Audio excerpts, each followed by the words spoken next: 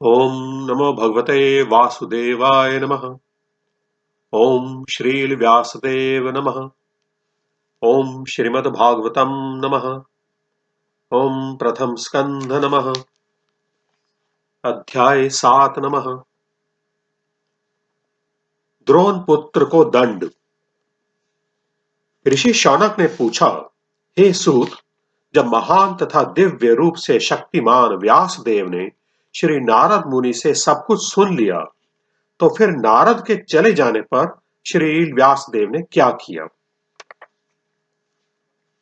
श्री सूत ने कहा, वेदों से घनिष्ठ रूप से संबंध सरस्वती नदी के पश्चिमी तट पर शम्याप्रास नामक स्थान पर एक आश्रम है, जो ऋषियों के दिव्य कार्यकलापों को संवर्धित करने वाला है।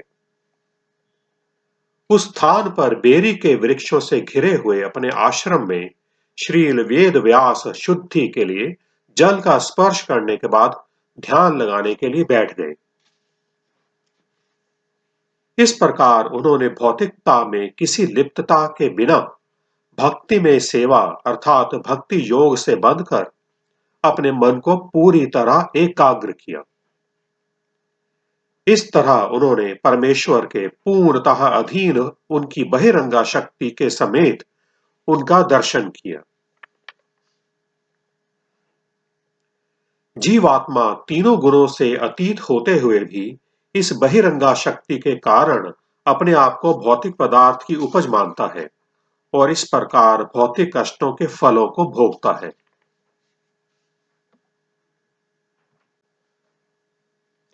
जीव के भौतिक कष्ट, जिन्हें वह अनर्थ समझता है, भक्ति योग द्वारा प्रत्यक्ष रूप से कम किए जा सकते हैं, किंतु अधिकांश जन इसे नहीं जानते।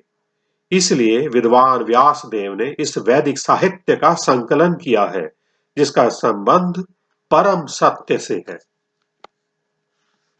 इस वैदिक साहित्य के श्रवण मात्र से पूर्ण पुरुषोत्तम भगवान श्री कृष्ण की प्रेमा भक्ति की भावना तुरंत अंकुरित होती है, जो शोक मोह तथा भय की अग्नि को तुरंत बुझा देती है।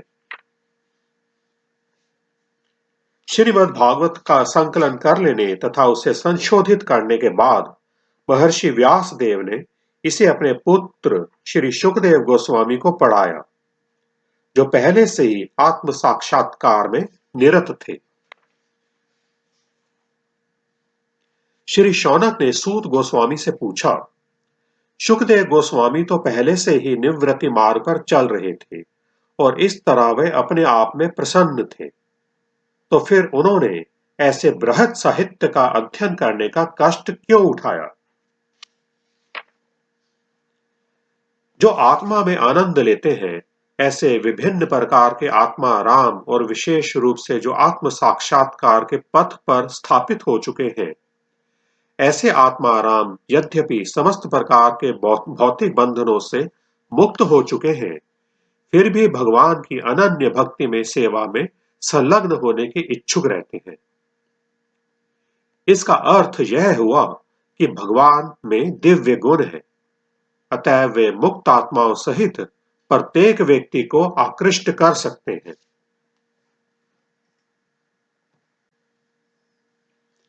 श्रील व्यासदेव के पुत्र श्रील शुकदेव गोस्वामी न केवल दिव्य शक्ति से युक्त थे, अपितु वे भगवान के भक्तों के भी अत्यंत प्रिय थे। इस प्रकार उन्होंने इस महान कथा श्रीमद् भागवत का अध्ययन किया। सूत गोस्वामी ने शौनक आदि ऋषियों को संबोधित किया, अब मैं भगवान श्री कृष्ण की दिव्य कथा तथा राज ऋषि परीक्षित महाराज के जन्म कार्यकलाप तथा मोक्ष विषयक वार्ताएं एवं पांडु पुत्रों द्वारा गृहस्थाश्रम के त्याग की कथाएं कहने जा रहा हूं।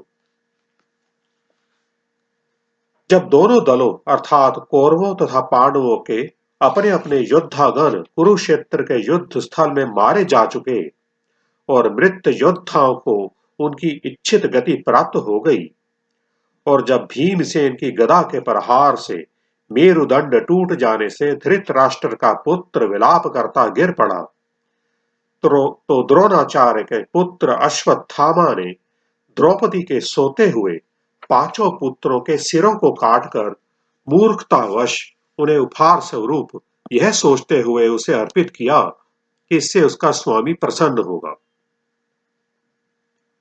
लेकिन दुर्योधन ने इस जघन्य कृत्य की निंदा की और वह तनिक भी प्रसन्न ना हुआ।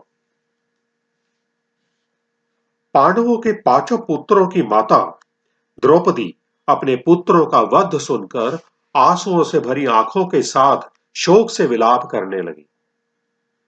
इस घोर क्षति में उसे ढाढ़स बंधाते हुए अर्जुन उससे इस प्रकार बोले, हे देवी, जब मैं अपने गांडीव धनुष से छोड़े गए तीरों से उस ब्राह्मण का सिर काट के तुम्हें भेंट करूंगा, तभी मैं तुम्हारी आंखों से आंसू पोंछूंगा और तुम्हें सांत्वना प्रदान करूंगा। तब तुम अपने पुत्रों के शरीरों का दाह करने के बाद उसके सिर पर खड़ी होकर स्नान करना। इस प्रकार मित्र तथा सारथी के रूप में अच्युत भगवान द्वारा मार्गदर्शित किए जाने वाले अर्जुन ने अपनी प्रियतमा को ऐसे कथनों से तुष्ट किया। तब उसने अपना कवच धारण किया और भयानक अस्त्र शस्त्रों से लैस होकर वह अपने रथ पर चढ़कर अपने गुरुपुत्र अश्वत्थामा का पीछा करने के लिए निकल पड़ा।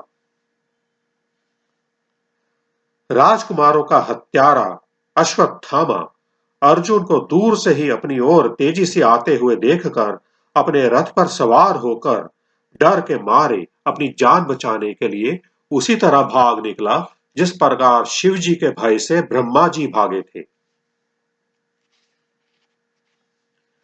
जब ब्राह्मण के पुत्र अश्वत्थामा ने देखा कि उसके घोड़े थक गए हैं, तो उसने सोचा कि अब उसके पास अनंतिम अस्त्र ब्रह्मास्त्र अर्थात अर्थात आणविक हथियार का प्रयोग करने के अतिरिक्त अन्य कोई विकल्प नहीं रह गया।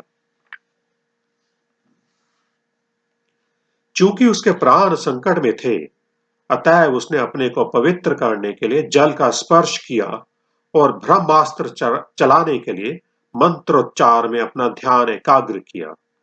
यद्यपि उसे इस अस्त्र को वापस लाने की विधि ज्ञात न थी। तत्पश्चात समस्त दिशाओं में प्रचंड प्रकाश फैल गया। यह इतना उग्र था कि अर्जुन को अपने प्राण संकट में जान पड़े। अतएव उसने भगवान श्री कृष्ण को संबोधित करना प्रारंभ किया। अर्जुन ने कहा, हे भगवान श्री कृष्ण, आप सर्वशक्तिमान परमेश्वर हैं। आपकी विविध शक्तियों की कोई सीमा नहीं है। अतएव एकमात्र आप ही अपने भक्तों के हृदयों में अभय उत्पन्न करने में समर्थ हैं।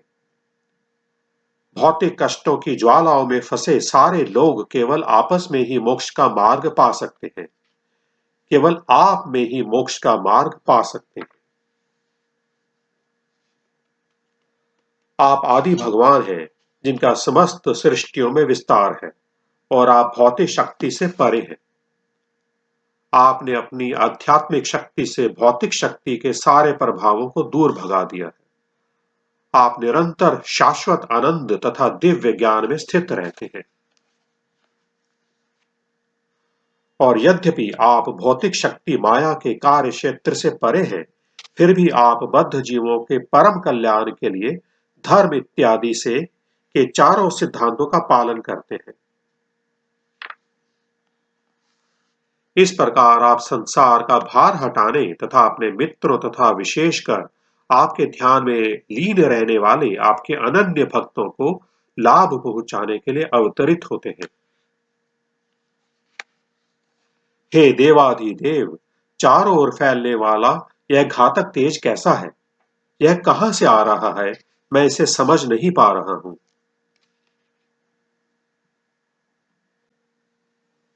पूर्ण पुरुषोत्तम भगवान ने कहा, तुम मुझसे यह जान लो कि यह द्रोण के पुत्र का कार्य है। उसने आणविक शक्ति के मंत्र अर्थात ब्रह्मास्त्र का प्रहार किया है और वह यह नहीं जानता कि उसकी चौंध को कैसे लौटाया जाए। उसने निरुपाय होकर आसन्न मृत्यु के भय से ऐसा किया है।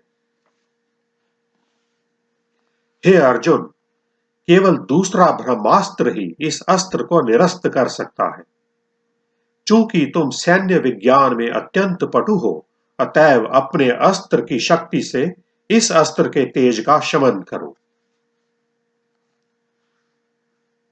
श्री सूत गोस्वामी ने कहा, भगवान से यह सुनकर अर्जुन ने शुद्धि के लिए जल का स्पर्श किया और भगवान श्री कृष्ण की परिक्रमा करके उस अस्त्र को प्रशमित करने के लिए उसने अपना ब्रह्मास्त्र छोड़ा। जब दोनों ब्रह्मास्त्रों की किरणें मिल गईं, तो सूर्य के गोले के समान अग्नि के एक वृहत चक्र ने समस्त बाह्य अंतरिक्ष तथा लोकों के संपूर्ण गगनमंडल को आवृत कर लिया। उन अस्त्रों की सम्मिलित अग्नि से तीनों लोकों के सारे लोग जल भून गए। सभी लोगों को उस सावर्तक अग्नि का स्मरण हो आया जो प्रलय के समय लगती है। इस प्रकार जन सामान्य में फैली हड़बड़ी एवं ग्रहों के आसन्न विनाश को देखकर अर्जुन ने भगवान श्री कृष्ण की इच्छानुसार तुरंत ही दोनों अस्त्रों का निवारण कर दिया। तांबे के दो लाल तप्त गोलों के समान क्रोध से प्रज्वलित आंखें किए अर्जुन ने अत्यंत दक्षता पूर्वक से गौतमी के पुत्र को बंदी बना लिया और उसे रस्सियों से पशु की तरह बांध लिया। अश्वत्थामा को बांध लेने के बाद अर्जुन उसे सेना के पड़ाव की ओर ले जाना चाह रहा था कि अपने कमल नेत्रों से देखते हुए भगवान श्री कृष्ण ने क्रुद्ध अर्जुन से इस प्रकार कहा। भगवान श्री कृष्ण ने कहा, हे अर्जुन, इस ब्रह्म बंधु को छोड़कर तुम दया मत दिखलाओ, क्योंकि इसने सोते हुए निर्दोष बालकों का वध किया है। जो मनुष्य धर्म के सिद्धांतों को जानता है, वह ऐसे शत्रु का वध नहीं करता जो असावधान, नशे में उन्मत्त, पागल, सोया हुआ, डरा हुआ या रथ विहीन हो। ना ही वह किसी बालक, स्त्री, मूर्ख प्राणी अथवा शरणागत जीव का वध करता है। ऐसा क्रूर तथा दुष्ट व्यक्ति जो दूसरों के प्राणों की बलि पर पलता है, उसका वध किया जाना उसके लिए ही हितकर है, अन्यथा अपने ही कर्मों से उसकी अधोगति होती है। इसके अतिरिक्त मैंने स्वयं तुम्हें द्रौपदी से यह प्रतिज्ञा करते सुना है कि तुम उसके पुत्रों के वधकर्ता का सिर लाकर उपस्थित करोगे। यह आदमी तुम्हारे ही कुल के सदस्यों का हत्यारा तथा वधकर्ता अर्थात आतताई है।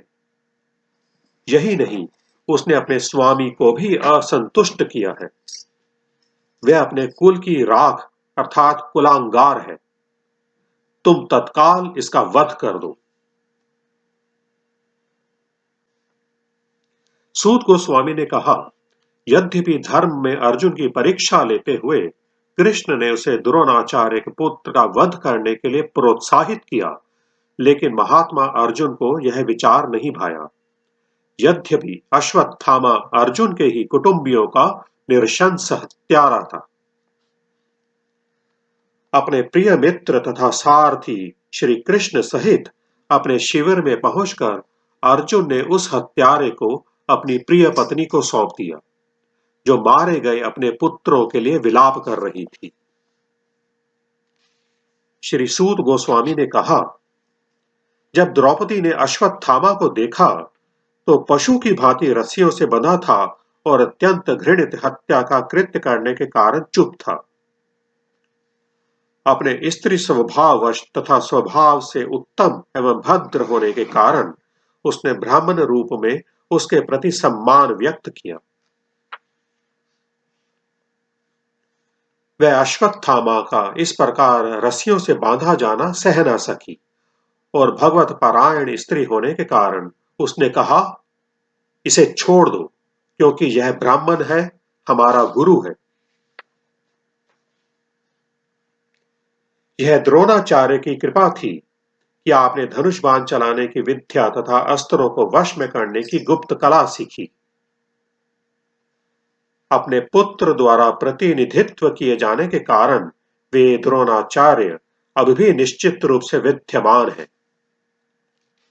उनकी पत्नी कृपि सती नहीं हुई क्योंकि वे पुत्रवती थीं।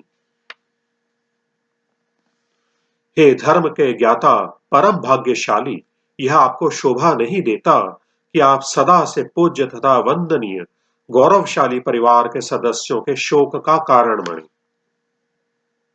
हे स्वामी, द्रोणाचार्य की पत्नी को मेरे समान मत रुलाओ। मैं अपने मृत पुत्रों की मृत्यु के लिए संतप्त हूं। कहीं उसे भी मेरे समान निरंतर निरंतर रोना ना पड़े। यदि इंद्र तृप्ति में निरंकुश बनकर राजकुल ब्राह्मण कुल को अपमानित और कुपित करता है, तो वह क्रोध की अग्नि समस्त राजकुल को जला देती है और सबों को दुख देती है। सूत गोस्वामी ने कहा, हे ब्राह्मणों, राजा युधिष्ठिर ने रानी के वचनों का पूर्ण अनुमोदन किया, क्योंकि वे धर्म के नियमों के अनुसार न्यायोचित, गौरवशाली, दया तथा समता से पूर्ण एवं निष्कपट थे। नकुल तथा सहदेव अर्थात राजा के छोटे भाई तथा सात्यकी, अर्जुन, देवकी पुत्र भगवान श्री कृष्ण तथा स्त्रियों एवं अन्यों ने एक स्वर से राजा से सहमति व्यक्त की। लेकिन भीम, जो क्रुद्ध मनोदशा में था, उनसे सहमत नहीं हुआ और उसने उस दोषी के वध किए जाने की संस्तुति की, जिसने व्यर्थ ही सोते हुए बालकों की हत्या कर दी थी, जिसमें ना तो उसका अपना ना ही उसके स्वामी का हित था। भीम, द्रौपदी तथा अन्यों के वचन सुनकर चतुर्भुज भगवान ने अपने प्रिय सखा अर्जुन के मुंह की ओर देखा और मानो मुस्कुरा रहे हो बोलना प्रारंभ किया। भगवान श्री कृष्ण ने कहा, किसी ब्रह्म बंधु का वध नहीं करना चाहिए, किंतु यदि वह आतताई हो तो उसे अवश्य मारना चाहिए। ये सारे आदेश शास्त्रों में हैं और तुम्हें इन्हीं के अनुसार कार्य करना चाहिए। तुम्हें अपनी पत्नी को दिए गए वचन को भी पूरे करने हैं और तुम्हें भीमसेन तथा मेरी तुष्टि के लिए भी कार्य करना है। उसी समय अर्जुन भगवान की अनेकाधिक आज्ञा का प्रयोजन समझ गया और इस तरह उसने अपनी तलवार से अश्वत्थामा के सिर से केश तथा मणि दोनों पृथक कर दिए। बाल हत्या के कारण वह अश्वत्थामा पहले ही अपनी शारीरिक कांति खो चुका था और अब अपनी शीर्ष मणि खोकर वह शक्ति से भी हीन हो गया। इस प्रकार उसकी रस्सियां खोलकर उसे शिविर से बाहर भगा दिया गया। उसके सिर के बाल मूंडना, उसे संपदाहीन करना तथा उसे घर से भगा देना, ये है ब्रह्म बंधु के लिए निश्चित दंड। शारीरिक वध करने का कोई विधान नहीं है। तत्पश्चात शोकाभिभूत पांडुपुत्रों तथा द्रौपदी ने अपने स्वजनों के मृत शरीरों अर्थात शवों का समुचित दाह संस्कार किया। इस प्रकार श्रीमद् भागवत के प्रथम स्कंद के अंतर्गत द्रोण पुत्र को दंड नामक 7वें अध्याय को कोटि कोटि नमन। ओम नमो भगवते वासुदेवाय। हरे कृष्ण कृष्ण कृष्ण हरे हरे, हरे राम राम राम हरे हरे।